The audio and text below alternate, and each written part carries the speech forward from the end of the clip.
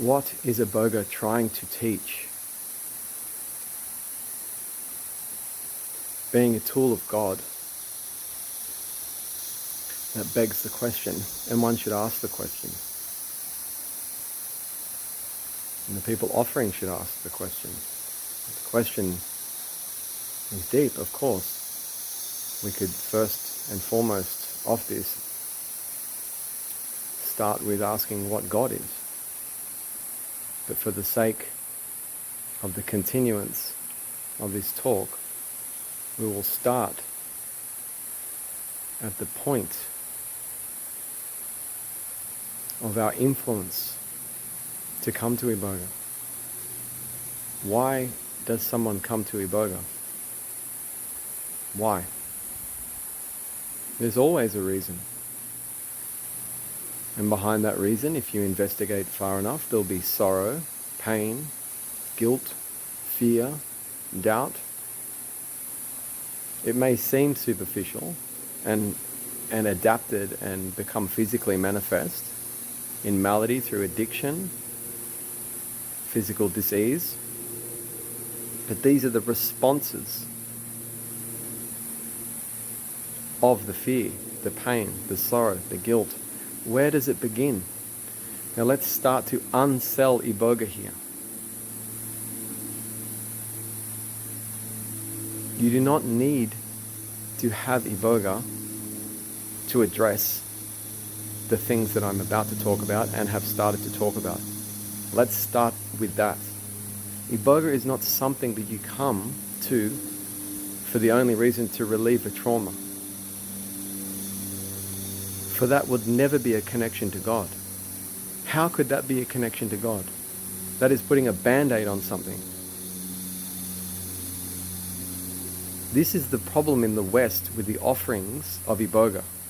There is no true adapted Western to African knowledge of the psychology that is Bwiti and Iboga. There's not a true understanding. The true understanding is this is a connection to God. For anyone to qualify to actually use God's tool properly and incept themselves into the connection of which I'm talking about, which is God's thinking, not mind thinking. There's a lot required. This is why I'm talking on this video. Once again, I've said this before. Don't listen to me, listen to your reactions to me. I care very little for what you're doing with me. I care everything about your relation to self. That is what Iboga is about. There is no point coming to Iboga if we're coming and thinking we're going to have a magic pill and walk away and have this fix us. Because it will not. It will change your thinking environment for a period of time and then water off, and then you'll wonder why it didn't work. And you'll try another plant medicine and the same thing will happen. So this is why I'm imploring some type of listening capacity from the people and from our direction. We've partnered with our spiritual brothers and sisters in Mboka and Nzambe in Gabon to learn and to transfer knowledge in an adapted form to the Western mind. So, first and foremost, we are conditioned. You have a problem and you're experiencing a problem. This is fragmentary, meaning you are in conflict with your environment. You are this. You are now this, which is separate from what you really are. One must think of this. Wholeness is the key here. That's what Iboga does. It'll miss and fall on deaf ears on someone that doesn't understand. So we need to address this. You are reacting to your environment, to your thought. That is not relating to thinking. That is not relating to what things are. To say something is something I have this, is to already be in an illusory state. You are separate from yourself. You now must react to that state. But you created that state. You can feel yourself creating that state with your thought. The art form of thought and connection, if we want to understand the true injunction according to the traditional systems of Bwiti, in my case from the Babongo, we must understand something here. Nothing we look at is what we think. That's a condition. It is all things. For you to be free, we need to stop trying to think our way out of things. By calling someone something, or by calling nature something, we are conditioning it. We can no longer see what it truly is. And what it truly is an infinite relationship to every other component. The art form I'm talking about cannot be studied, cannot be practiced, cannot be told to yourself that you'll do tomorrow. It cannot be. It cannot be systemized. Iboga is this. It goes beyond your idea of any system, band-aid, patch, medication, plant medicine, nothing. It is nothing to do with this. I implore people to listen, to gain the most efficacy out of this connection. This connection is your God connection.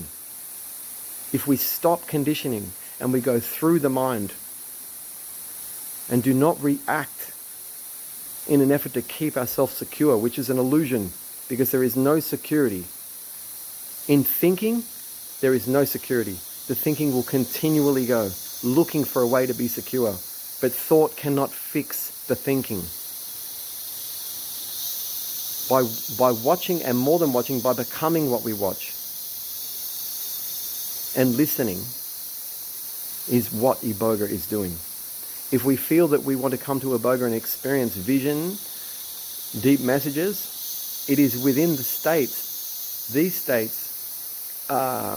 it's within these states, the derivative of what I'm talking about.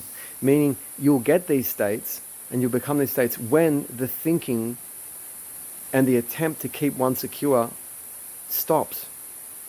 You are creating out of your fear, an attempt to control. You are thinking. We fear mortality. So we try to think, we create gods, effigies, entities, systems, ideas. These will never keep you safe because you've moved away from point A to point B, and from point B you've conditioned reality. You can no longer see point A, which is your fear of your mortality. This is a strong example here. We want to understand Iboga. You do not need Iboga. Ask deeper questions than that. True Bwiti resides in pure joy. What is the pure joy that I'm talking about through dance and music? What is it? It is the relinquishing of our conditions and ideas of our environment and becoming God's thinking, radiating deeply into it.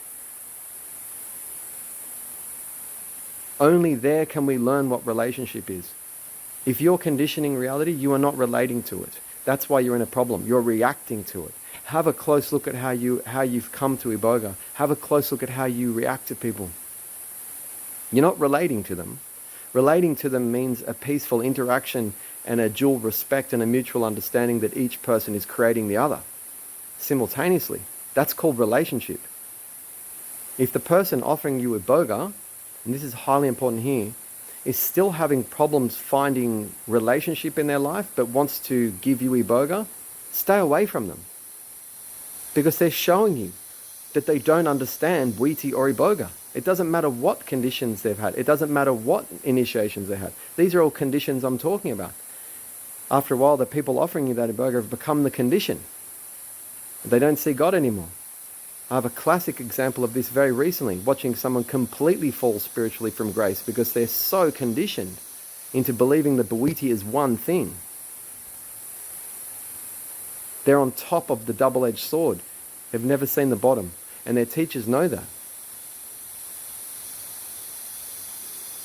There's no protection required for the soul coming to Iboga. There is pure love and joy inside the relinquishing to the radiative thinking of God. Edikara working with Iboga Anazambe, we want every single person to come to an adapted form of Iboga, to be introduced to this concept, these strong concepts, where they see themselves. You do not need to be sick to do this, because there isn't a human on the planet that doesn't need this. Because we're all creating conflict. Conflict is what I'm interested in, not your addiction. There's a war going on inside your mind. The healthiest people you know around you are more in war than you. And they're bearing it under their activities of yoga and drinking lattes at 6 a.m. Let's be real here. Everyone's running. If you want to understand yourself, Iboga and true Bwiti come somewhere that understands that the running stops here when you listen. We love and respect every man and woman, for we feel we are every man and woman. My spiritual teachers and brothers and sisters understand this, and I thank them for their understandings in return and reciprocity.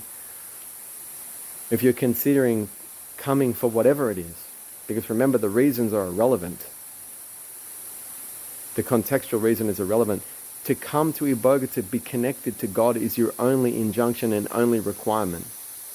And listen to yourself and consider it, because this isn't something for someone with a bad addiction or a mental illness. In fact, those people are very superficial coming to Iboga. That's an obvious one. The deeper people coming to Iboga are the ones who think they're healed.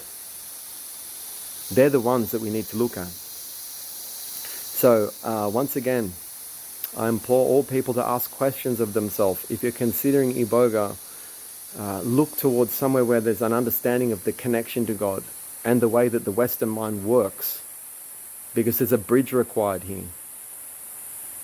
So let's do this together. Grace to Teda Zambe Kana, grace to His Majesty King Adamagana. Thank you to my brothers and sisters in Mboka Ana Zambe.